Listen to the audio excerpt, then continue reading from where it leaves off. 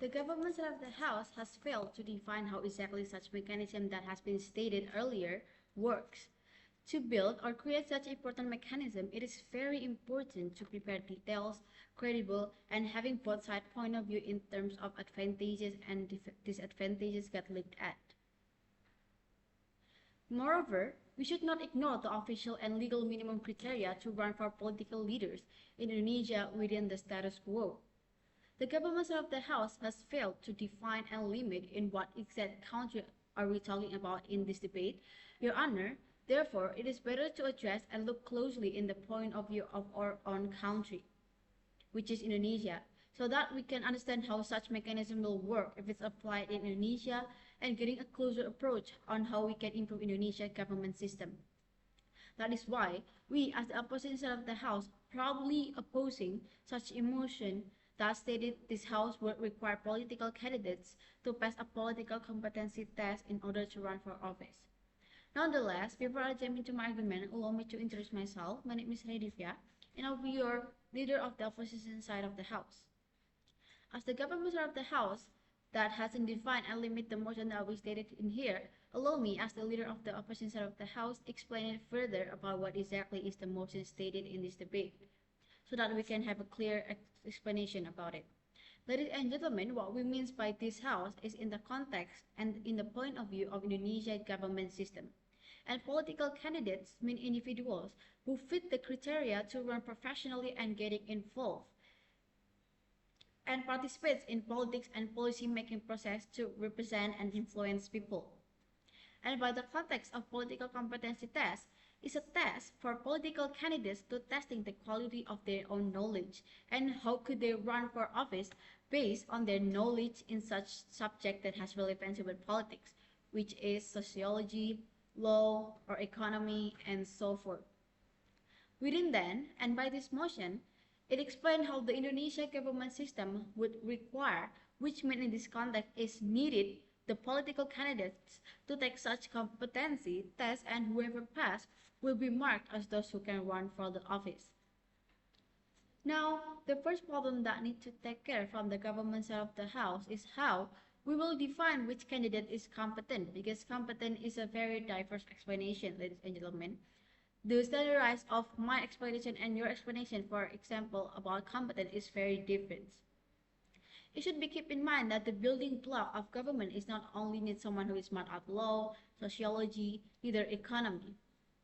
We also need individuals who are smart at diplomacy, responsibility, because being a political leader or politician is much more than that, or being smart at certain subject.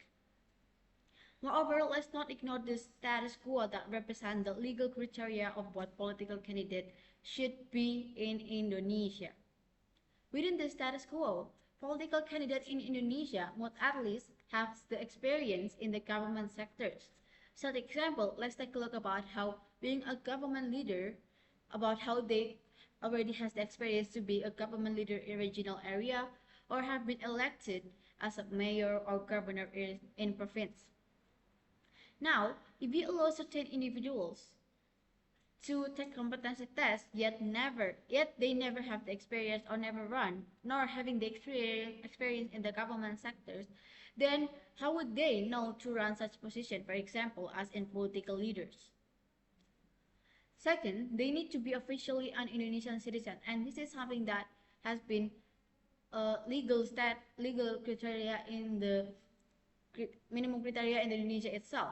And this is something to keep in mind, that we should never accept someone who is by any chance or by any reason is half Indonesians or not even Indonesian by citizen legal status.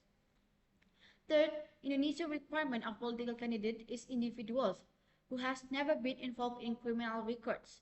Therefore, if the implementation of this mechanism would accept any individuals that pass the test, yet at the same time has been having a criminal records, would they still being asked to run for the office?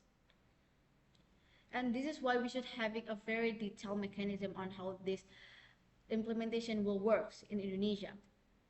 And if by any chance we will accept any individual who passed the test and yet at the same time they have been having a criminal records, Indonesia will be written as a country who accept ex-criminal as a leader, which is this nonsense should never be accepted. Fourth, the building block of government is not only need someone who is smart at law, sociology, and their economy, ladies and gentlemen. Moreover, Indonesia asks for someone who also internalizing the concept of Pancasila, which is our state in the Indonesian national ideology. Would we, as the government or the society of Indonesia, accept individuals who, alright, they can pass the competency test, but they don't believe in God, not having any restore in humanity? And that's something to look further between the mechanism.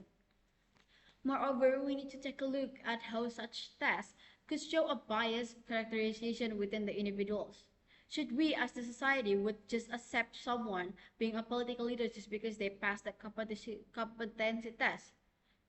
Except being smart at the competency test or passing the competency test doesn't mean they are having the ability to run for being a political leader in Indonesia. And if we implying this mechanism, it will create a biased characterization within the individuals and showing how the society should depend on what the result is stating. As I already stated earlier, that the government didn't only need someone who is smart at sociology, law, or economy. Being a political leader is much more than that, ladies and gentlemen. We need more than someone who is smart at sociology, law, or economy. We should need someone who can be a leader and also having responsibility and honesty and competency at the same time. Also, we should also take care on how such competency tests could against the credibility of the concept itself, as we already know how Indonesia has been very normalizing decepting, and we will create an opportunity for candidates, for example Indonesia, taking jockey service that could help them pass the competency test, not by their own self, but by someone. Now, as the opposition of the House, we strongly believe that instead of having a mechanism that requires political candidates to pass competency tests to run for the office, we should instead focus on balancing the power over both sides of political parties in Indonesia. Why? Because, ladies and gentlemen, it is necessary to understand that in Indonesia, those who has the ability and the role to decide their political movement to choose the country political candidate is only the incumbent parties that has the same ability for doing that. Now, you might wonder what is incumbent parties. Let me explain it further. Incumbent parties is a parties who win the previous election as incumbent with balanced coalition, and this is a problem that the country should be taking care of.